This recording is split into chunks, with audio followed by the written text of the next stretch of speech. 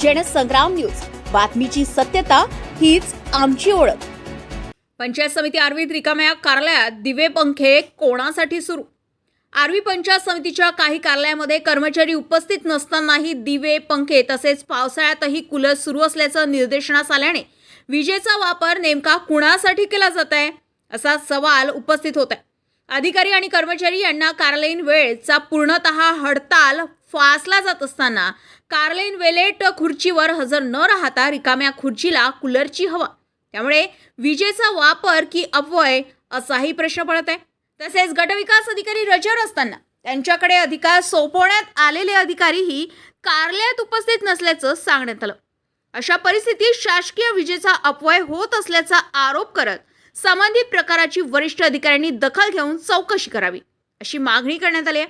Malik Patel, Jansangram news, Arvi.